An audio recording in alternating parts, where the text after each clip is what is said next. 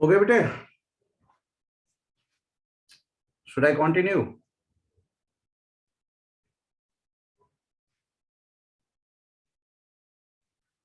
ये जो यूज है बेटा थोड़ा सा ध्यान से कीजिएगा, क्योंकि अक्सर इसमें बहुत सी गलतियां हम लोग भी करते हैं। नहीं पता होने की वजह से बहुत सी गलतियां हो जाती हैं।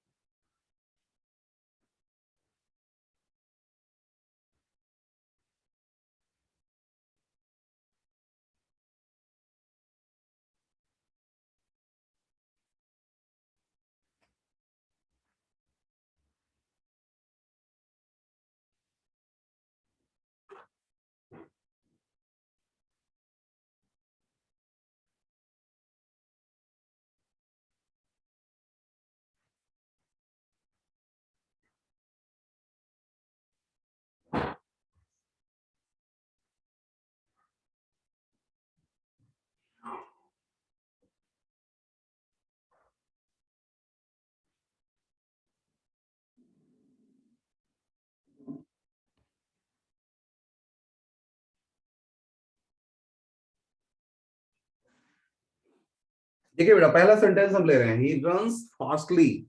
ये स्लैंग वर्ड होता है। फास्टली अक्सर आप देखेंगे लोगों को यूज करते हुए, but this is called slang word. Slang यानी कि जो जिसको ग्रामर जो है वो अप्रूव नहीं करता है, लेकिन यूज किया जाता है बोलचाल की भाषा में, लेकिन राइटिंग में गलत है, तो आप इसको यूज नहीं करें। और गौर से देखिए, अक्सर गलती होती है यानी। तो fast is the correct word instead of fastly. Next one is he is working very hardly on this project. ये बड़ा ही, ये यहां भी वही गलती है, ये हार्डली की जगह आप हार्ड यूज करें। अब इसका क्या मतलब होता है ये देखिए, वेरी हार्डली का मतलब होता है मतलब बड़ी मुश्किल से, मतलब शायद ही कोई काम वो कर रहा है, नहीं करना चाहता है, मतलब बेमन से कर रहा है, तो हल्का फुल्का कुछ हल्का सा काम कर देता है, लेकिन not working at all. Hardly अगर हम कहते हैं तो नॉट वर्किंग एट ऑल होगा। लेकिन वर्किंग हार्ड का मतलब क्या होगा कि डेडिकेट है वो, अपना काम जो वो कर रहा है डेडिकेटिवली कर रहा है, वो डेडिकेटली कर रहा है वो। तो हार्डली वर्किंग और वर्किंग हार्ड में यही फर्क है। हार्डली वर्किंग मतलब नॉट वर्किंग एट ऑल, और वर्किंग हार्ड में मतलब पूरे डेडिकेशन के साथ वो काम कर रहा है। Third is she carefully does her work. यहां पर ये जो प्लेस किया गया है ये मिसप्लेस हो गया है। ये केयरफुली शब्द जो है वो मिसप्लेस हो गया है, और इसे होना चाहिए था यहां के बाद, तब वो सही स्ट्रेस देता है कि यहां इसका प्लेस गलत है।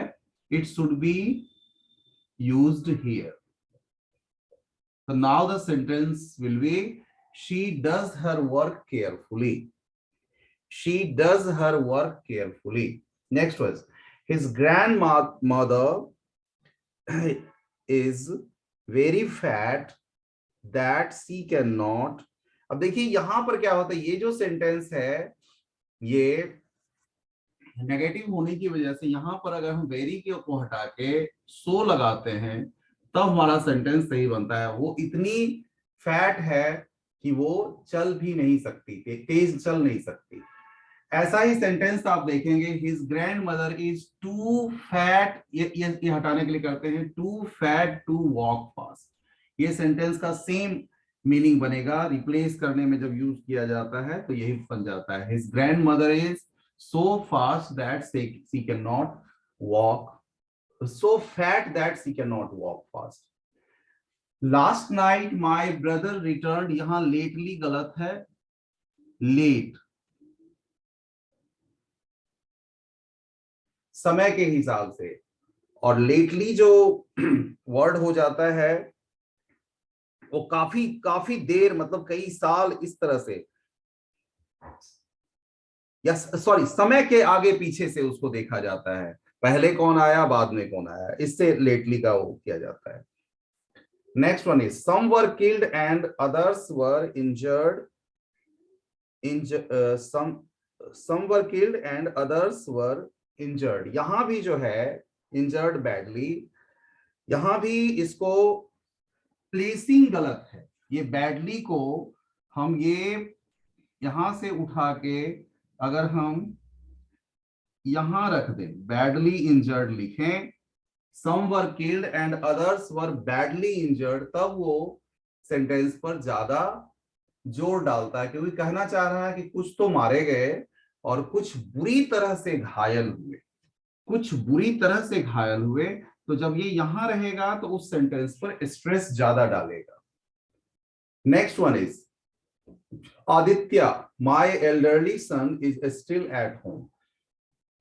अब यहाँ एल्डरली को समझिए, एल्डरली जो है कुछ in the sense of something old, कुछ पुराना, between middle and old age, कुछ इस तरह का वो देता है, तो एडजेक्टिव का यूज है ये, जबकि Elder is use in the sense of older और सीनियर इन फैमिली, यानी बेटों में कहना चाह रहा है कि बेटों में सबसे बड़ा, आदित्य जो है बेटों में सबसे बड़ा है, तो ये elderly is wrong here, it should be used as eld. हम देखो हम बताएं कि एडवर्ब का है ये यूज, देखने में ये एडवर्ब है, लेकिन यहाँ पे एडवर्ब की जरूरत नहीं है, यहाँ पे एडजेक्टिव की जरूरत है, that's why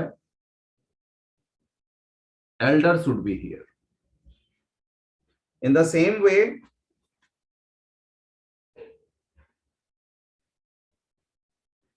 at first he would like to introduce himself, ये अक्सर आप देखते हैं ये भी यूज किया जाता है, लेकिन ये ग्रामेटिकली गलत है। फर्स्ट ऑफ ऑल इसकी जगह, एट फर्स्ट की जगह अगर हम फर्स्ट ऑफ ऑल लिखें तो दैट इज करेक्ट।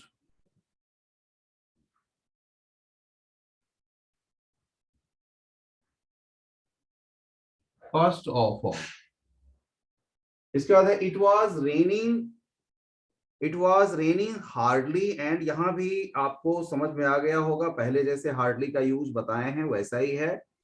यहाँ पर अगर हम हार्डली रहने देते हैं तो होगा कि मुश्किल से थोड़ी बहुत वर्षा हो रही है, यहाँ पर हम हार्ड का यूज करेंगे, यानी बहुत तेज बारिश का सेंस है यहाँ, यानी बहुत तेज बारिश हो रही है। It is raining, it was raining hard and we all got wet. He was elected as president of our society, ये जो है हम यहाँ पर एज का यूज करने की कोई जरूरत नहीं है, खास करके जैसे अपॉइंटेड, इलेक्टेड, कंसीडर्ड, ये सब जो वर्ब होता है ध्यान से याद रखिएगा, अपॉइंटेड, इलेक्टेड, कंसीडर्ड, इस सेंस में हम एज को जरूरत ही नहीं होता लगाने का। He was elect, simply he was elected president, so यहाँ पे इसका प्लेसिंग ही गलत है, इट इज रॉन्ग प्लेसिंग। अब बताइए किसी को डाउट है तो, ये 10 सेंटेंसेस में किसी को डाउट है तो you can discuss.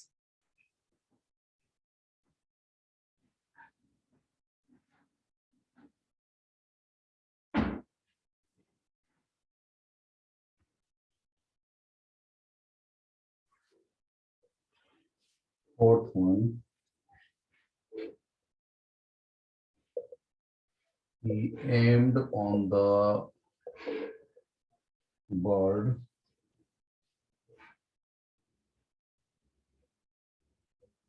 fired but missed it।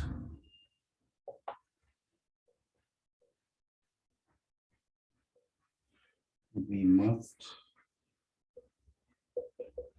abide of the law।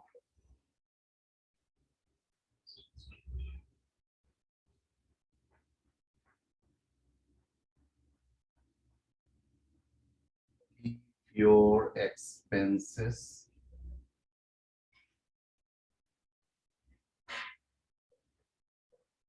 in your income.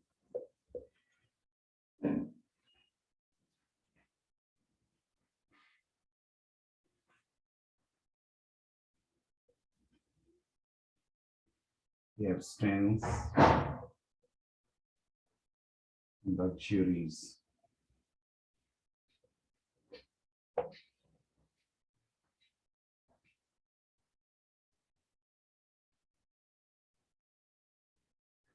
Diabetes eats our vitality, health.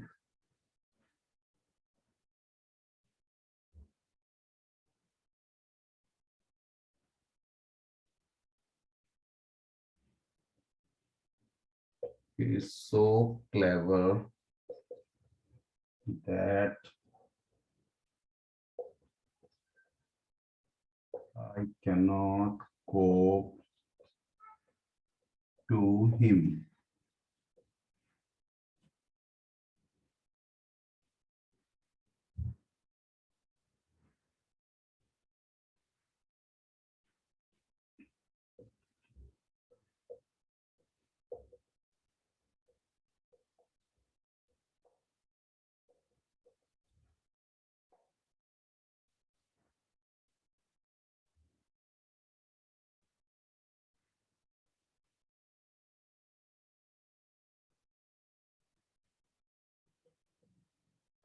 Hindered me going. A child cannot distinguish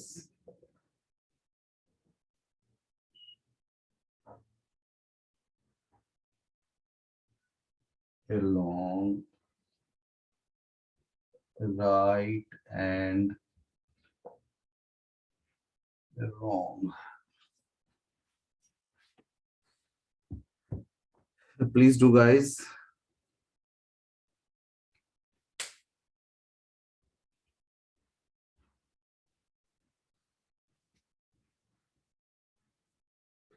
देखिए मुझे लगता है टाइम हो जाएगा, इसलिए हम साथ साथ चलते जाते हैं। पहला सेंटेंस है I always have a good breakfast at the morning. At the morning यहाँ पर गलत है, आपको भी ये लग गया होगा आराम से। In the morning, there should be in the morning, at की जगह इन होना चाहिए। दिन का समय का में, दिन के समय के लिए है। He needs to discover, he needs to discover another source of income। ये beside वर्ड जो है, beside का मतलब होता है बगल में, यहां होना चाहिए besides। एक s की वजह से इसकी गलती है। there should be besides, के अलावा। इसका मतलब होता है के अलावा। he is not well acquainted to me, he is not well acquainted to me। आप लोग भी सोचते रहिए। इसका एक्वेंटेड का मतलब होता है साथ, मतलब कि संबंध होना। तो यहाँ पे टू की जगह विद आएगा, with me. Next one is he aimed on the word, गलत है। He aimed on the word गलत है, तो क्या होना चाहिए? He aimed at the word, he aimed at the word. Aim के साथ एट का यूज करते हैं, निशाना लगाना, एट द वर्ड।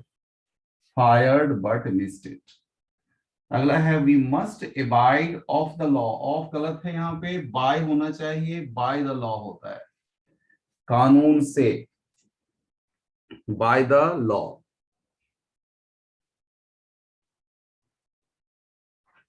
चलिए आप लोग भी जल्दी जल्दी देख लीजिए, ताकि मैं जल्दी में सिर्फ आंसर कर दूंगा आपके साथ।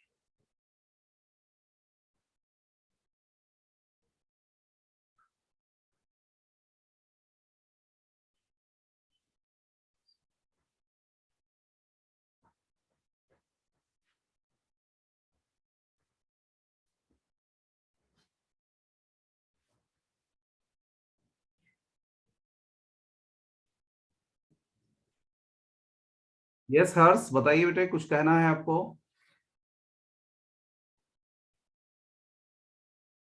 हर्ष, हैव यू एनीथिंग टू से?